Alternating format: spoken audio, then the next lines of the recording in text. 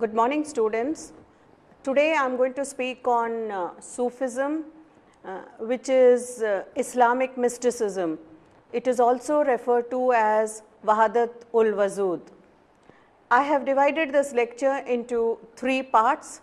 First, I am going to tell you about the beginnings of Sufism, what does the term Sufism mean, and I am going to trace its history, and then I am going to talk about its philosophy. In the second part, I am going to look at the different silsilas which developed in Sufism, and in the third part of the lecture, I am going to look at the impact which Sufism had on our culture and Indian society. So, these are the three aspects which I will be covering in my lecture. And here are some paintings about Sufi gatherings and people collecting together, the Sufis coming together and celebrating. Now, if we look at the origin of Sufism, it is said to have originated in a place called Basra, which is located in present day Iraq. And the Muslims who were located in this region started off this as a path to reach the divine. And the divine form who is worshipped in Sufism is the Prophet Muhammad, and all the schools of Sufism consider the Prophet as a manifestation of God. So in that sense, Sufism also branched off from Islam. However, it is interesting to see that none of the ancient Islamic scriptures have a mention of Sufism in them. Some scholars hold the view that Sufism is the evolution of Islam in a more spiritual and mystic direction. In fact, Sufism in its early stages was recited and meditated from the Quran. So in that sense, there is a very close connection between Islam and Sufism. Now, as far as the derivation of the term Sufi, how do we understand the term Sufi? There are different opinions as to how this term originated. Some scholars say that it is derived from the Arabic word Safa.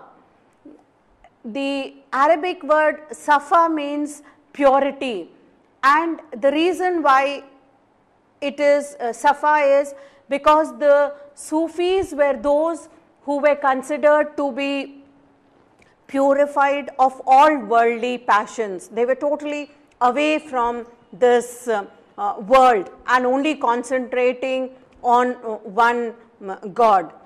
The second explanation is that the word Sufi comes from the word Saf, and Saf means rank. The Sufi is regarded as being first in rank in virtue of his communion with the Supreme Being, that is Allah. The third explanation is given is that the word comes from Suf, and Suf is a garment which was worn by the Sufis. It was a very coarse garment, and it was woven from the wool which was totally undyed, and this was the dress of the Sufis. And therefore, these are the three explanations given about the origin of the term Sufism. One, that it comes from the word Safa, that is purity. Second, it means Saf, that is rank. And third, it means Suf, a garment which was worn by the Sufis. Now, there are scholars who say that if we read the Quran carefully, we can find both ascetical as well as mystical elements in the Quran. And many of the Sufis claim that they inherited their doctrines from the Prophet, and this cannot be dismissed because Sufi doctrines were a result of Islamic monotheistic ideas Christian asceticism and mysticism, and as a result of the Greek and Indian philosophy also. Many of the Sufis claim that Prophet Muhammad had two types of revelation. The first one, which is known as Ilme Safina, and this is embodied in the Quran. It is meant for everyone and it is binding on all. Ilme Safina means the book of knowledge, and the custodians of this knowledge became the ulama. The second claim is that you also have in the Quran the knowledge of the heart, which is referred to as Ilme Sina, and this is something which was reserved by the Prophet for those who were very close to him, and this was personally transmitted to the Sufis, and therefore the Sufis claim that they were companions of the Prophet, that is, they were Shahbans. So you have these two kinds of knowledge which one can see embodied in the Quran. You know, one which is obviously visible, Ilme Safina, in the book of knowledge, and the other is Ilme Sina, which is a knowledge from the heart. We have to understand it emotionally, and unless you are fine-tuned to reading the Quran, you have to read between the lines, you will really not understand the Ilme Sina. So if you are a little sensitive to this, then one can look at this knowledge. Now if we look at the growth of Sufism, we find that the first phase of Sufism really starts from the beginning to about 9th century. It was in this period Sufism had still not developed as a system. It was a mere tendency, and we find that by and large many of the people who were practicing Sufism, they were ascetics, they were recluses, and they were concentrated in areas which became the headquarters of the Sufis later on. This was in Basra and Kufa. A very important aspect of this phase of Sufism was that many of the followers of Sufism were just seekers of piety, and we find that they were very much interested only in otherworldliness and understanding the divine knowledge. The Sufism of this time had still not developed into a system, and there were only two features which were very important about Sufism at this time. One was the renunciation of worldly pleasures. You know, they kept themselves away from any kind of worldly pleasure. They did not believe in holding on to property or being attached to anything. So they kept that distance from any kind of worldly pleasure.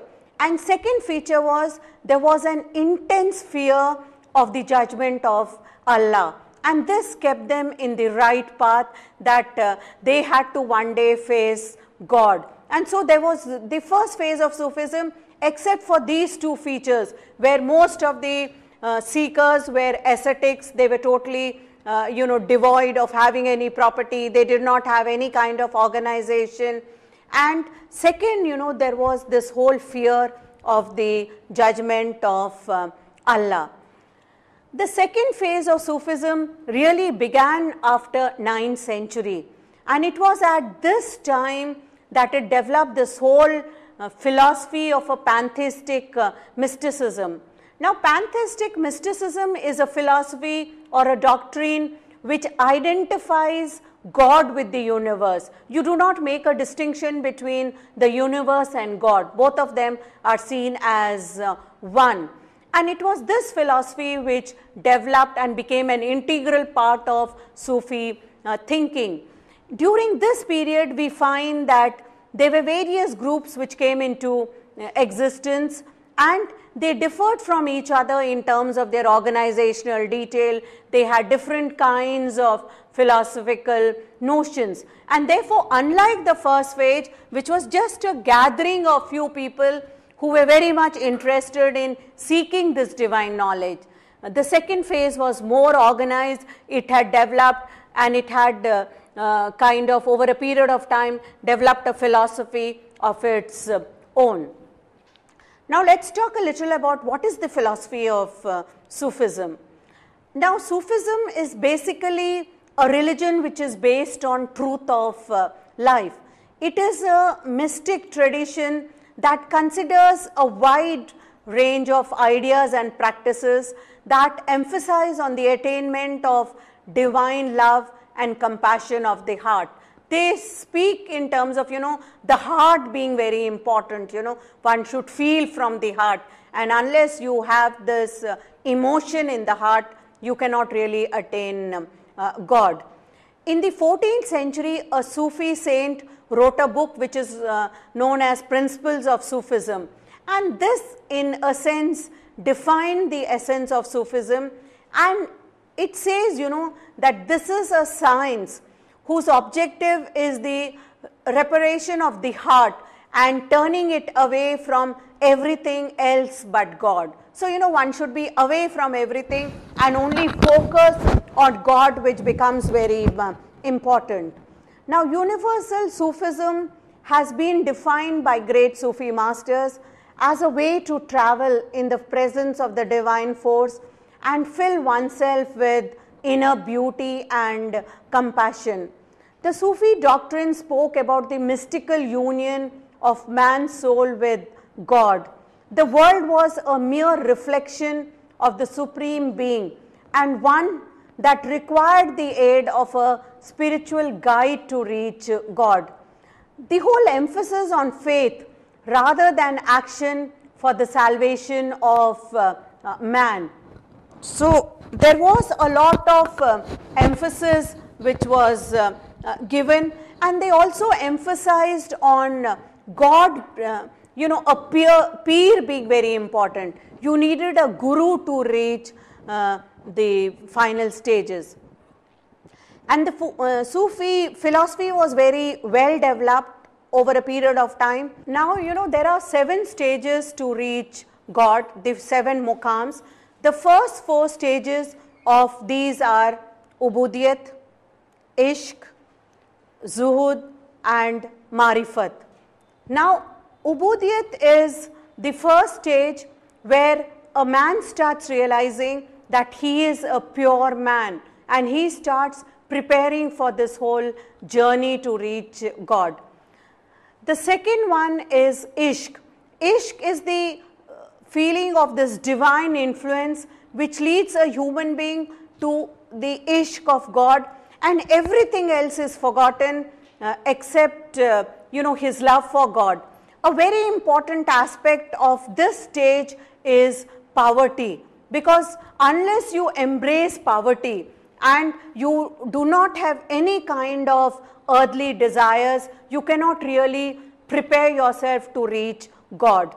And once you have Ishq within your heart, we find that Zuhud, or the third stage, is where there is a total renunciation of worldly pleasures. The more and more you fall in love, the more you start detaching yourself from the worldly pleasures and moving more in the direction of God.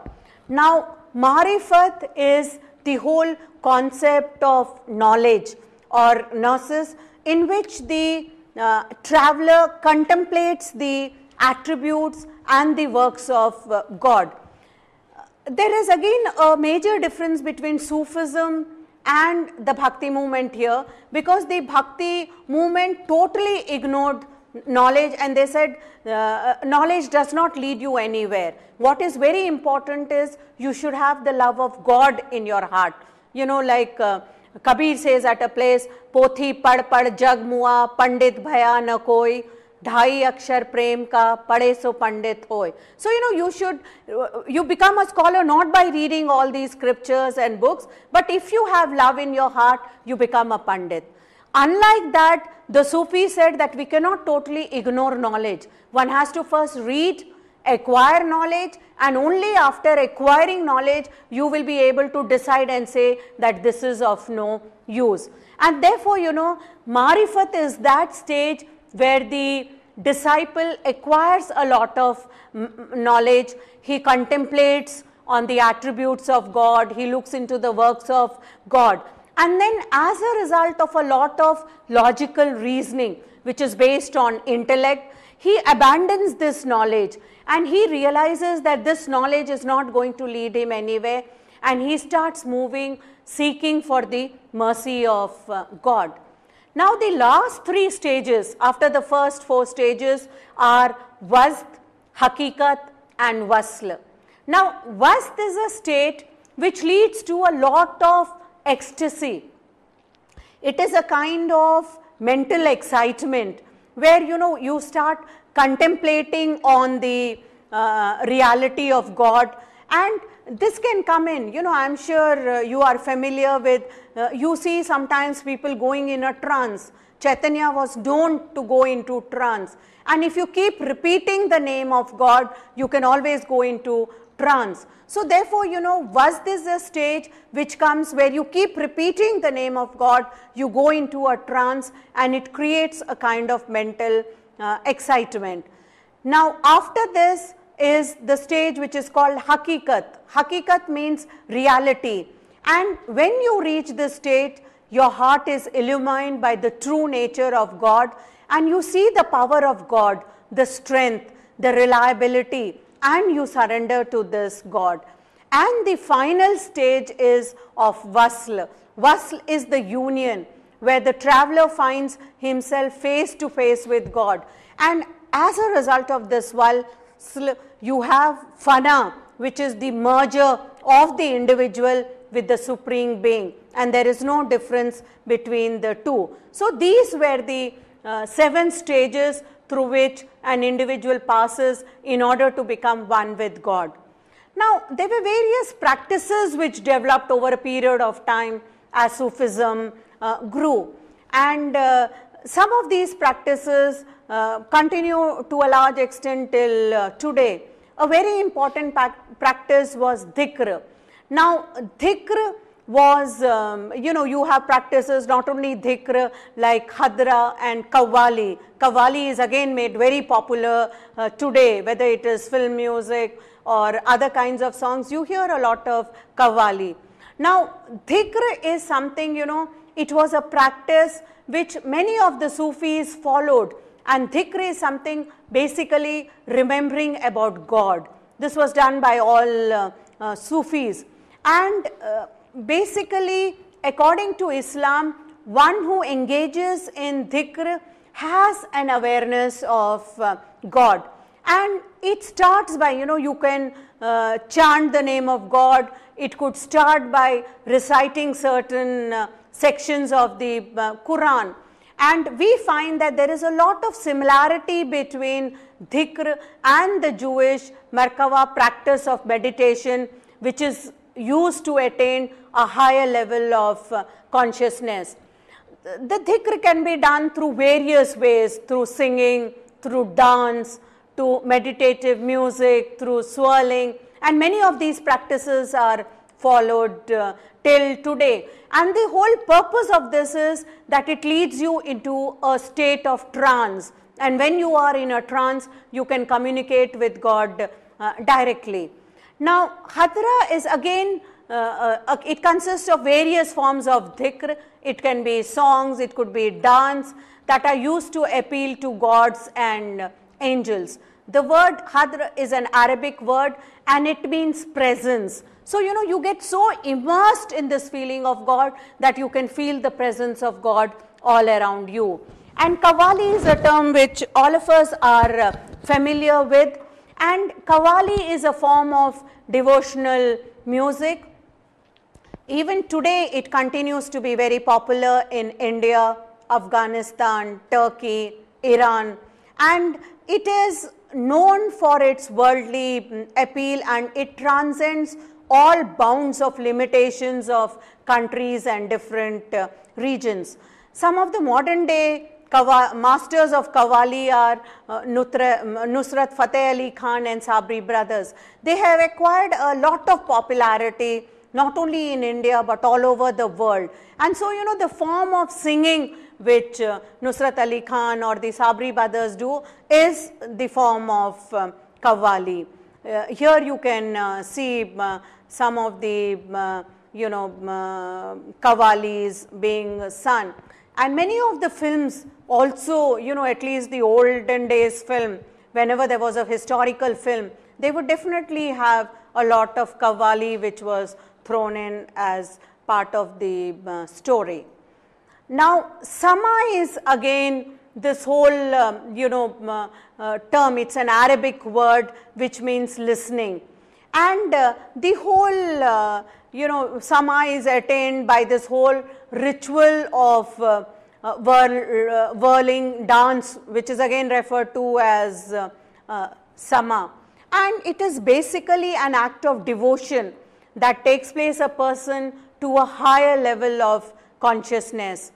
The right kind of music invokes the right kind of emotions, and which elates one to do these world dance, and therefore it helps a lot in contemplating the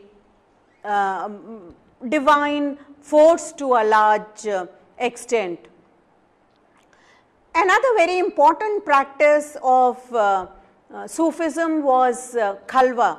Now, khalwa is again something which is basically referred to as the kind of retreat that a person went into, and the khalwa was something which could be practiced by a person under the guidance of a Sufi teacher. There is a very strong belief in Sufism that all prophets must have retreated into seclusion at some point or the other in order to get divine inspiration and the divine power. And therefore, the Sufi practice retreat in order to concentrate on the divinity of the Almighty, because once you are surrounded by the world, you are involved in worldly attributes and worldly day-to-day affairs, you cannot concentrate on the Almighty, and therefore it was very important to move away from the worldly things, retire into peace, and khalwa became a very important aspect where you could have nothing but only a single-minded focus of being devoted to God. And here are some of these monasteries where still you have the khalwa being practiced. The Dares Khalwa solitary is very important, a place where many of the Sufis go and practice khalwa. Now, another very important Sufi belief is it is very difficult to disassociate Sufism in India with Sufism and its development outside. Many a times the same saints got associated with a number of different branches of Sufism. There is a very important belief of the Sufis that the saints never die, and one can communicate with his living spirit and discuss their ideology. So, in that sense, there is no watertight compartment between the various divisions of the Sufis, and it was generally believed that a man who is able to establish contact with a large number of saints, whether they are dead or alive, is the most informed. So, you would have these Sufis who would visit from place to place, they would keep wandering from dargah to dargah, because it was believed that if you visited a particular dargah of a Sufi saint, you partook in some knowledge of that Sufi saint. And so, in that sense, there is a kind of fluidity which one can see. Most of these Sufis intermingled with each other. The devotee could move from one shrine to another. Besides this, when a saint was initiated into one order, he made it a point to go and establish contacts with spirits of others. And this he would do by visiting a large number of dargahs. And this became a very popular Sufi belief. Now, if we look at the development of Sufism in India, it is very difficult to pinpoint at a particular date and say that Sufism arrived in India at this point in time. Generally, it is believed that Sufism entered with Islam when the first Muslim saint, Talim Ansari was buried in Mylapore. And it was, this was the first, and in fact, many of the Sufis came into India prior to the Arab invasion of Sindh. And after 12th century, Sufism really expanded, and their activities grew in India. Now, if we look at the different orders of the Sufis, we find that the most important order was the Chishti order. Now, among all the orders that were popular in India, it is the Chishti order which is most successful and popular, because it knew how to adapt itself to the usage and customs of the country in which it had come to settle down. This was introduced into India by Khwaja Moinuddin Chishti, who came into India a little before the invasion of Muhammad Ghori. And after his death, his numerous disciples continued his mission.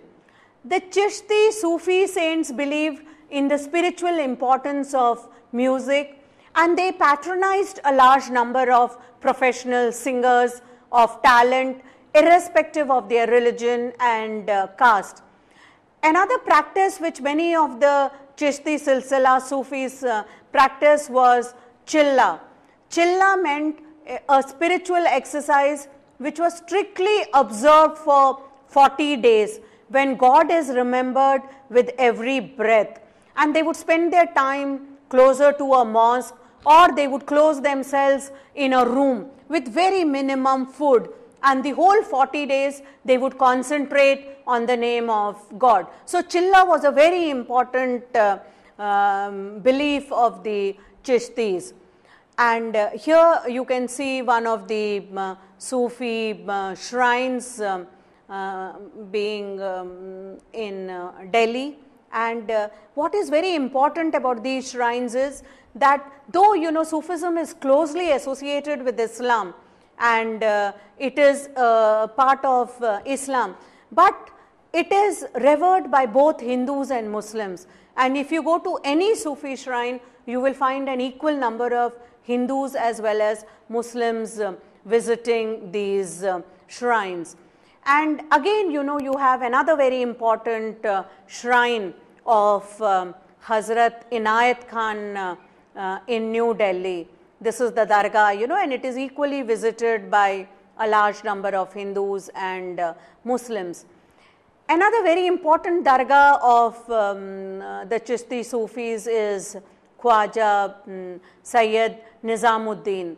This Dargah is in New Delhi, and it is also revered a lot by both Hindus and Muslims. And you have an equal number of both Hindus and Muslims visiting these dargahs. Another very important saint of the Chishti order was Nizamuddin Auliya. And Nizamuddin Auliya was known for a very liberal outlook. And we find that he inspired a large number of people in his times with his very liberal outlook and his love for God. And even today, because of his liberal outlook, his tomb in Delhi is frequently visited by both Hindus and Muslims. Besides this, you had another large number of important saints of the Chishti order who were known as Khwaja Fariuddin Ganj Shakar. He is popularly known as Baba Farid Qutub Sahib was another very important saint. Now, another very important Sufi silsila that developed in India was the Qadiri silsila or the Qadiri order. It reached India a little late, around 15th century, and it was started by Shah Niyamatullah and Makhdoom Muhammad Jilani.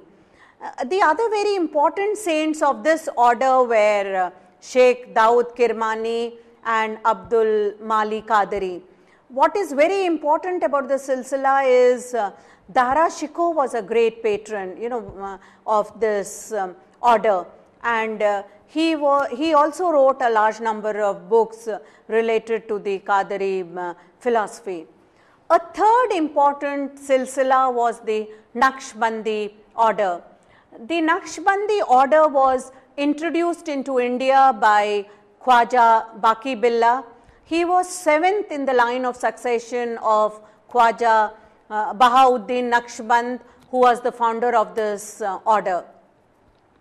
A very important belief of the Naqshbandi order was that they gave a lot of emphasis on the strict observation of the Islamic law, that is the Shariat.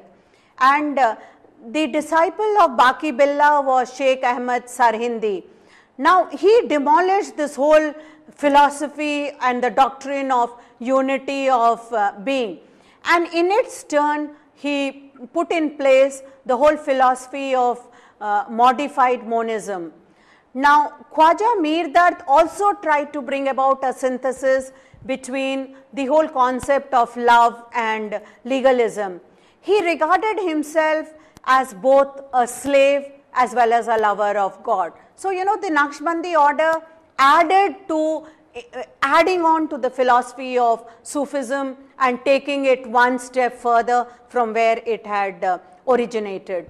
The last order of the Sufis was the Suharwardi order. This was introduced in India by Sheikh Bahauddin Zakaria Suharwardi, and he was succeeded by his son Sheikh Sadruddin. Sheikh Sadruddin is known to be very friendly to Balban's son Muhammad Sheikh Ahmad Masood, and it is known that when Sheikh Ahmad Masood, when he went into fits of ecstasy, he neglected a large number of Islamic practices, and then, you know, this whole order became divided into two groups. One which is known as Bashara, and they were the ones who were in favor of observing the laws of the Shariat very strictly, and the second was Beshara, those who did not observe the Shariat, and saying that Shariat is after all only a means, it is not the end, and we have to follow the Shariat only as a means to reach the end. And therefore, you know, these were the four important orders of the Sufi silsila: the Chishti, the Qadiri, the Naqshbandi, and the Suharwardi. Now, let us take a look at the development of Sufism and its politics in Deccan, because Sufism continued to play a major role in the Deccan. Historians like K. Nizami and Sayyid Athar Abbas Rizvi have highlighted the spiritual and worldly role of the Sufis, and they tried to establish the fact that there was a very close relationship between the Sufi saints and the medieval Indian state, you know, throughout this period in the Deccan. They have pointed out that the Arab traders were visiting Deccan much before the birth of Islam. In fact, Sufism came into India primarily through the Deccan, and as I have already pointed out earlier, in Mylapore we have the first dargah of the first saint, and therefore the Arab traders had visited Deccan much more before the birth of Islam. And when the first settlement of the Muslims in south, it dates back to the period of the caliphate of Abdul Malik bin Marwa, that is around 692 to 705 ADs. When the armies of Alauddin Khilji and Muhammad bin Tughlaq came into the Deccan, they were accompanied by a large number of Sufis, and the armies of Alauddin Khilji, Malik Kafur and Muhammad bin Tughlaq went back to north, but many of these Sufis continued to stay in Deccan, and they made Deccan as their home, and they spread Sufism over here. And we find that but over a period of time, therefore many of the Sufis who had settled here had come much before the Khilji armies, but they were concentrating a lot of working for the welfare of the people in their own pious ways. Many of the Sufis were very much concerned about the welfare of society at large. But in spite of this, you know, it could not crystallize in the form of a movement. And we find that when Muhammad Tughlaq shifted to the Deccan, the whole mystic silsilas reached south, and there was settlement of small Muslim cultural groups in various towns. And it was from this period onwards that the whole Sufi movement got a new direction and it developed along new dimensions. We find that all the tradition of Muslim mysticism as they had developed in North India were now transplanted into the south. We had the Mudakirs, that is the preachers of Delhi, who were seen delivering sermons in various towns and to the various kawabs, that is the musicians. And we could find that, they were reciting the verses of Amir Khusro and Amir Hassan in courts and streets. So, from this time onwards, Sufism really reaches the ground level. It becomes very popular among the masses. Now, Sufism found a place in medieval Deccan society and polity through its special techniques like Sama, which I have already explained to you. It is a gathering of saints where they go into this kind of ecstasy. It also went into, became popular because of the various Urs which were celebrated, the concept of Wazd or ecstasy.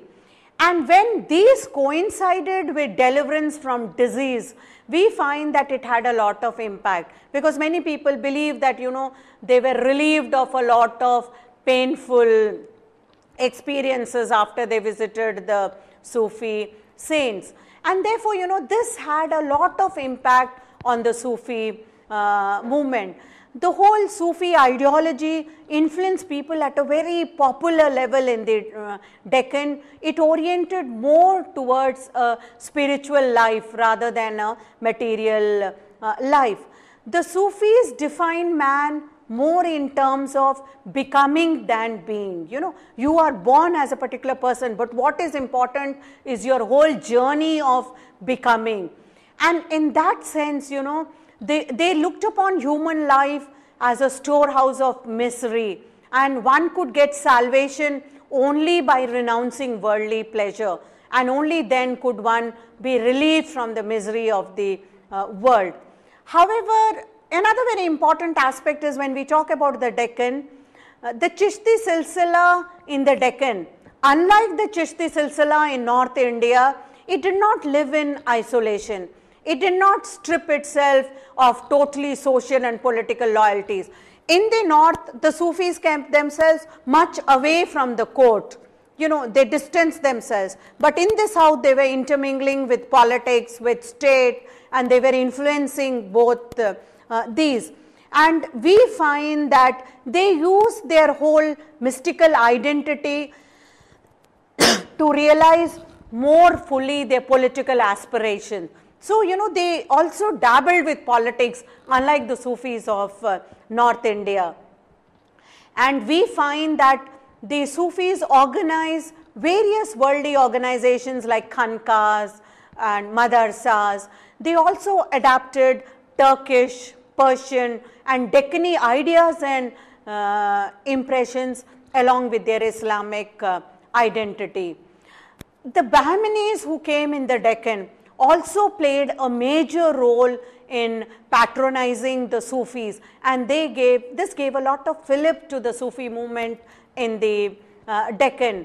And we find that the Bahmanis particularly patronized some of the Sufi saints like Sheikh Ahmad Harawi, Sharif, Samarkandi Al Hussein. Gesu Daraj was very popular with the Bahmanis.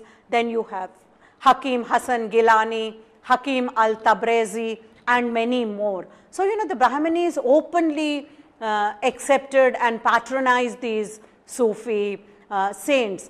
We find that many of these Sufi saints, when they visited the courts in Deccan, they were accompanied by a large number of their disciples, which included Valma, Unara and people who were skilled in various professions.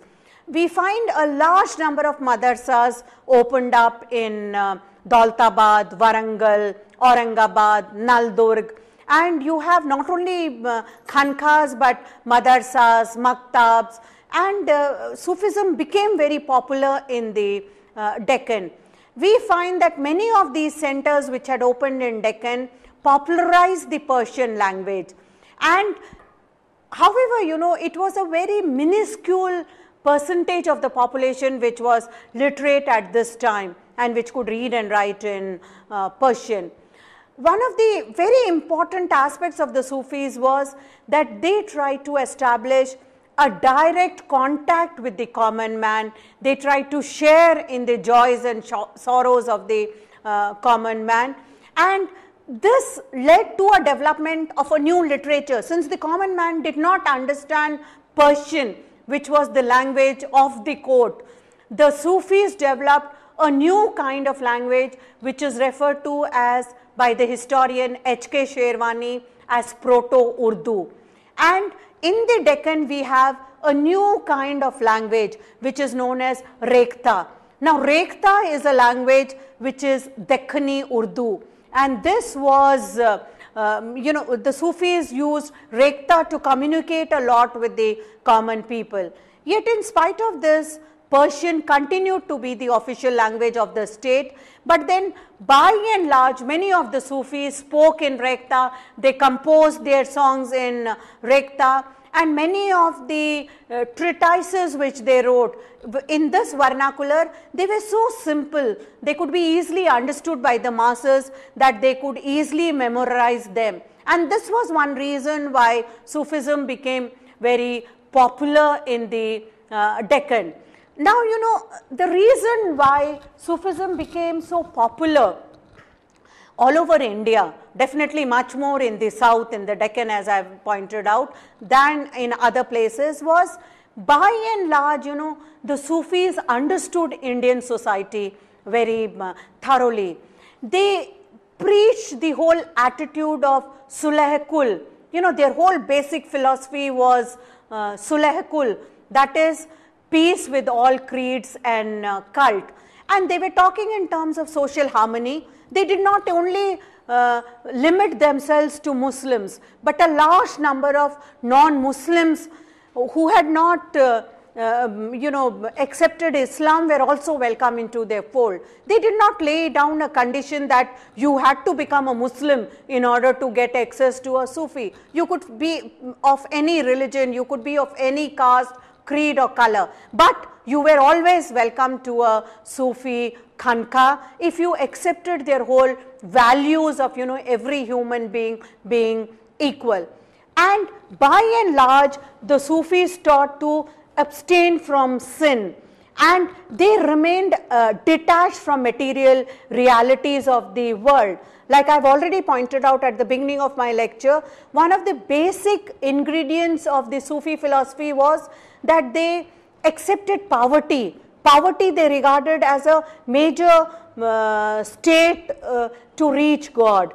And since, you know, all of them believed in this, they did not want any kind of worldly possessions. They were not seeking any kind of patronage or worldly possessions. And we find that a kind of, you know, their whole, the way their ideology developed, it created a very strong basis to medieval state. Though many of the rulers did not necessarily accept their ideas, but many of the rulers had a lot of respect for the Sufis. And we find that though the medieval state justified its punishment it inflicted on people and the repression it had in the name of spirituality, morals and other worldliness, but then, you know, this served as a social framework for appropriation of the various struggles that were going on in medieval Deccani society. The Sufis also occupied lands and populated a large number of unpopulated areas. They derived a lot of material strength from organizations and the ascetic life and extended their patrimony. We find that the Sufis obtained a large amount of surplus production which facilitated the growth of the and helped the state in its territorial expansion. over a period of time, slowly the roles change, and we find that some of the Sufis became by themselves large estate owners, and they indulge in exploitation, but by and large majority of the Sufis kept themselves away, and they contributed a lot to the expansion of Sufism in Deccan. Now, if we talk in terms of some of the important Sufis of Deccan, Sheikh Zainuddin Dawood and Hazrat Sayyid Muhammad Gesu Daraj were two very popular Sufis in the Deccan. Sheikh Zainuddin Dawood was during the reign of Muhammad Shah I, and there is a very interesting story about him, that one day he did not attend the darbar along with the ulema, and when the Sultan wanted to know why he was not attending, he answered that the Sultan was addicted to wine and many of the vices which were forbidden by Islam. The king insisted on his presence, and he wanted a written apology from him. But when Sheikh Zainuddin Dawood refused to give this, he was banished from the court, and Sheikh Zainuddin moved away from the court. He settled near the tomb of Baharuddin, his preceptor, and he challenged anyone to come and remove him from there. When he gave out his challenge, many people came out and they were so much in awe of the saint. We find that Muhammad Shah came to his senses. He realized the powerful impact with this Sufi saint had on the people, and he himself ordered the closure of wine shops and he stopped drinking wine in the company of others. So, this was the kind of impact which some of the Sufi saints had in Deccan. Another popular name of a Sufi in Deccan was Hazrat Sayyid Muhammad Gesu Daraj. Now, Gesu Daraj settled in a khanqa near Gulbarga. We find that Firoz Shah of Deccan granted him a large number of villages, and over a period of time he became so popular that it started, it created a kind of jealousy among Firoz Shah's successor Ahmad Shah.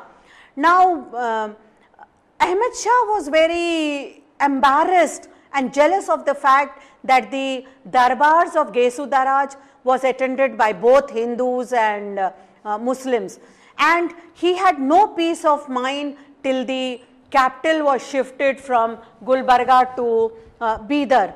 And we find that he tried to shift the Sufi saint. But what is very interesting now, that even today, next to the tomb of Gesu Daraj in Gulbarga, there is a Shaivite temple of Channa Vishweshwaraya, a Lingayat, who turned into a Sufi saint in the company of Gesu Daraj. So, they really practice by bringing people together, and the very fact that Gesu Daraj shrine is next to a Shaivite temple shows that they really practice what they preached. Now, another very important aspect is what was the Sufis' attitude towards women. Now, the Sufis did not think that women were disqualified to be initiated as murids or disciples, though the process of her initiation differed from that of a man. The sheikh would recite certain hymns over a bowl of water, and he would place his index finger over it, and after that the bowl was taken to the woman and she would immerse her index finger, and this completed the whole process of initiation of a Sufi disciple. However, while following the practice of Chilla, that is the 40 days when they would keep themselves in isolation and pray. We find that a lot of restrictions were placed on women's diet, and for men it was only mentioned that their diet should be moderate, but for women it was much more seriously followed. And by and large, the Sufi saints, like the Bhakti saints in medieval India, regarded women as a means of illusion in this world and the cause to delude people from the right path. We also find that during a congregation, women were not allowed to speak, and if they saw that any ritual is being forgotten by the imam during the performance of the namaz, they could clap the knuckles on one hand with the palm on the other, and the men could chant Sultana Allah. So, there was some difference among the Sufi women murids. We had a large number of famous Sufi women in Deccan, and the most important among them was Bibi Zulaikha, Bibi Aulia, Bibi Sara, and Bibi Rasti. Now, Bibi Zulaikha was the mother of Sheikh Nizamuddin Aulia, and after her death, the saint would often go to his mother's tomb and narrate to her the tales of war, and then he would get a lot of relief. Bibi Aulia is also a contemporary of Sultan Muhammad bin Tughlaq, and it is noted in many of the literary texts that he had a very high regards for her. Bibi Sara was the mother of Sheikh Nizamuddin Abdul Murid, and she followed Parda so strictly that no male had seen her face. And according to one legend, when it did not rain in Delhi for a long time, the inhabitants prayed for rain, but there was no respite.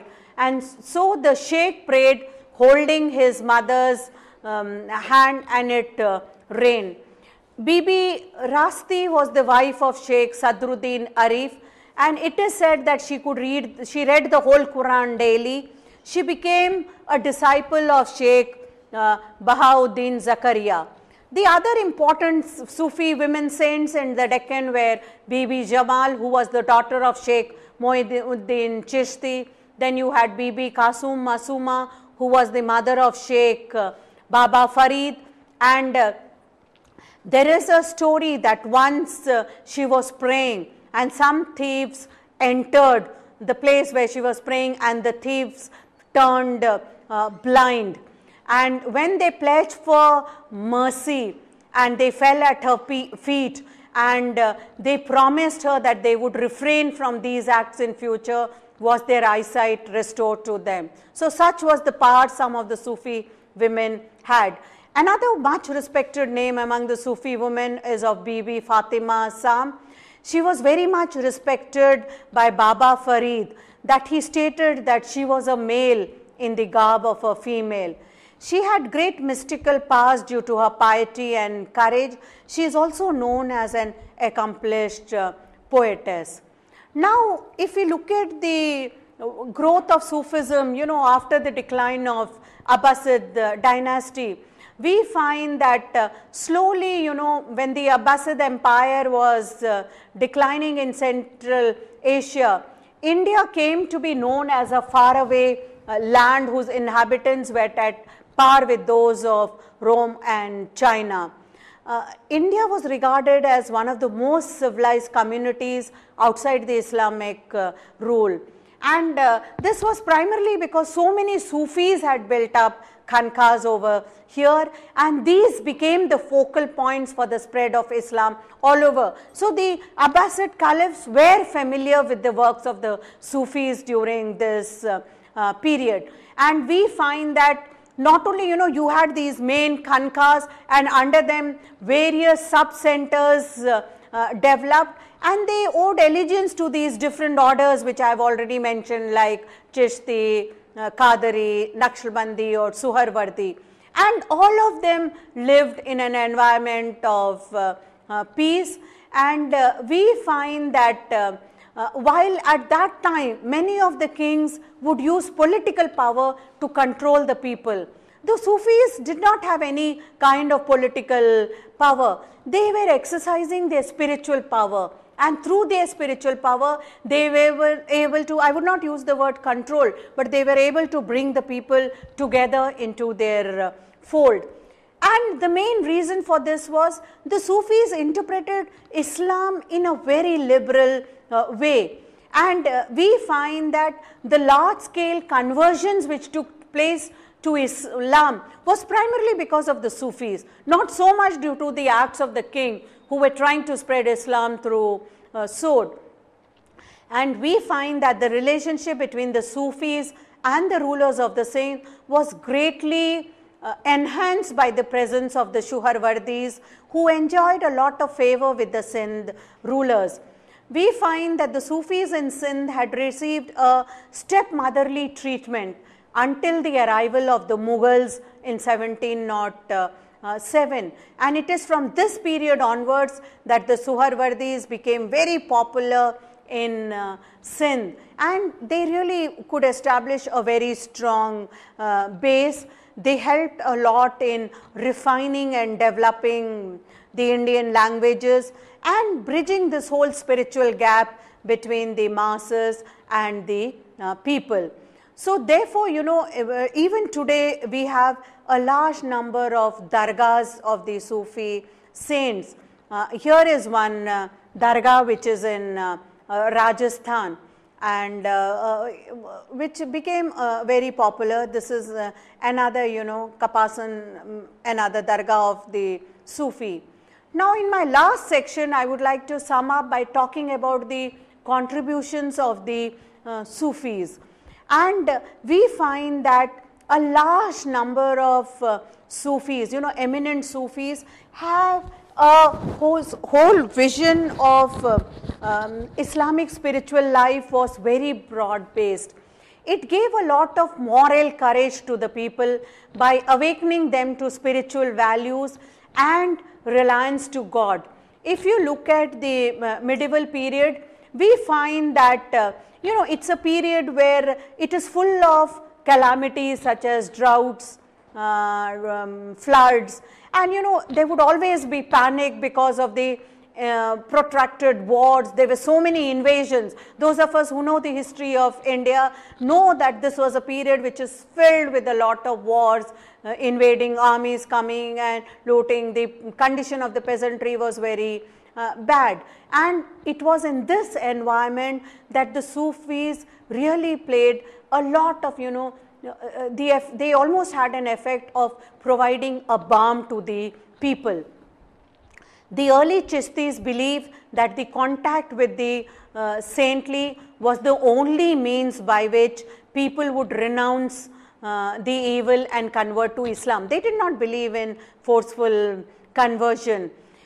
The social and economic positions of the masses of Muslim converts who adapted Islam under various pressure was in fact no better than the Hindu masses because of the dominance of the discriminating ruling classes. And in this environment, we find that the Khanqahs offered peace and comfort to thousands of Muslims who crowded the towns.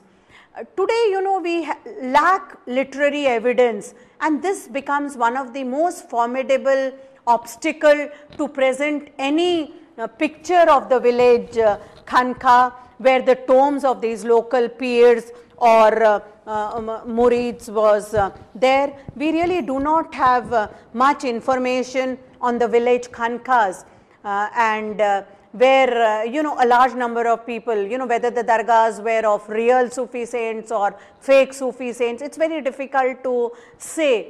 But we do not have literary evidence at that level, and therefore, you know, it becomes a little difficult to really assess the impact. Yet in spite of this lacuna, we can say that there was a major impact which the Sufi movement had, because the Urs which were celebrated in a large number of these dargahs and of the local peers, these became occasions for the celebration.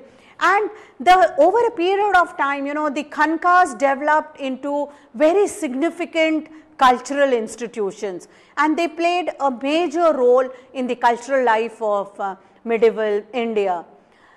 Now, Albert Schweitzer says that one of the greatest spirit's task is to produce a theory of universe, and it is in this that all ideas, convictions and activities of that age have their root. Now, not only did the Sufis produce a theory of the universe, but they also built their lives in consonance to it. They spoke of the whole doctrine of Wahdatul Wujud, that is, what exists objectively as well as subjectively outside the mind of man as well as inside is one. Meaning that by whatever name we may call it, we can call it universe, we can call it nature, we can call it reality, truth or God. So, the greatest contribution of the Sufis was giving this whole idea, this whole philosophy of a theory of universe, and this was a major contribution which they made in the realm of philosophy.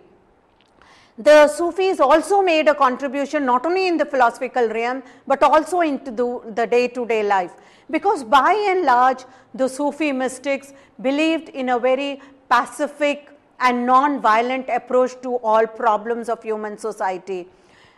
Force, they said, created more problems than it solved. So they encouraged the development of the faculties of patience and endurance. They felt that self-criticism was the best way to minimize the chances of friction in a society. The Muslim mystics of early stages had completely cut away themselves from kings, politics and government service. These, they felt, distracted them from a single-minded pursuit of God. They also rejected offers of jagirs, endowments, and they felt that acceptance of such gifts would make them subsequently to the royal wish, and it would curb their independence, which they did not want. And many a times, many of the kings in medieval period offered a large number of gifts and jagirs and government servant to the Sufis, but many of them refused to have them. And the greatest contribution of the Sufis was that they understood Hinduism, and they brought about a much more synthesis between Islam and Hinduism. We find that when the settlement of Muslims in India took place, initially, after conciliation and concord between various cultural groups, we find that there was an urgency and an intellectual demand and a social necessity that both these groups end their period of conflict and reconcile and settle together. Now, Sufis rose to this occasion and they released synergetic forces which liquidated social, ideological and linguistic barriers between groups, and it helped in the development of a common cultural outlook. This was their major contribution, by bringing both these groups together. The Sufis, the Muslim mystics, they comprehended Hindu religion at a very psychological and emotional level rather than philosophical. They were not interested in the philosophy of Hinduism. They wanted to understand how people practiced it. They were more interested in the practice of Hindu religion rather than its philosophy, and they established very close relationship with these aspects. They spoke of unity of God, brotherhood of man, and by and large the Hindu mind was moved by this. We find that many of the Bhakti saints who came from the lower strata during 14th and 15th century, especially Kabir, Nanak, they were very much influenced by the Sufi ideas, and many of them had participated in the Khanka life. Now, medieval India brought in its wake an urban revolution. And with the establishment of the urban revolution, there was also a moral laxity and social vices were clear. And the whole environment that prevailed in Delhi after the death of Balban and Alauddin Khilji was a decline in social mores. We find that the Khanqahs acted as a counterweight in maintaining moral equilibrium in medieval society. The Sufi saints spoke against slavery, hoarding, black marketing, profiteering and drinking of wine, etc.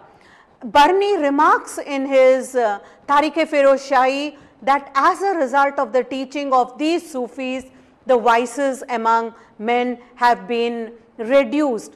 And by and large, the Sufis believed in a very pacific and non-violent approach to problems of human society.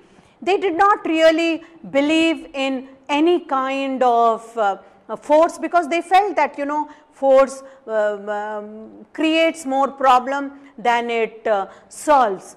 And when the Sufis came into India, we find that much before the Orient conquest, they had come into an Indian society which was already a caste-ridden society.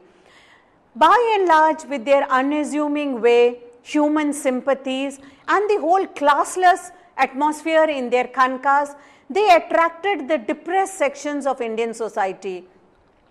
Their political attitude also endeared them to the public. They fought against illiteracy, and rather than the rulers, it was they who held the Islamic principle of equality and brotherhood. The whole contamination of the court life could not touch the serenity and classless atmosphere of a Khanqah. With settlements of Muslim in India, conciliation and concord between the two groups became an intellectual demand. And we find that the Sufis played a major role in this. They understood Sufism in a much more emotional way. We can really understand much of the contribution of Sufis if we understand their poetry. If we read some of their poetry, they try to, in their whole philosophy of dedicating their whole being to the absolute, the Sufis attained a lot of spiritual goal through intuition, esoteric knowledge and experience of the mystical world. So naturally, they were an antithesis of the solely intellectual experience which was fostered by some philosophers. Not only was the Sufi poetry an expression of mystical love, of a thirsty soul seeking an intuitive understanding of God, but it was an avenue for the outlet of emotion and spiritual feeling of otherworldliness, which could never be expressed because of the fury of orthodoxy, social inhibition and political repression, which were very common in the medieval ages. And we find that many of the Nathpanthis and Vaishnavite symbols which were used did not necessarily make them syncretic, and we find that a large number of Sufis used these symbols, and yet they enjoyed a reputation for a deep devotion to Islam.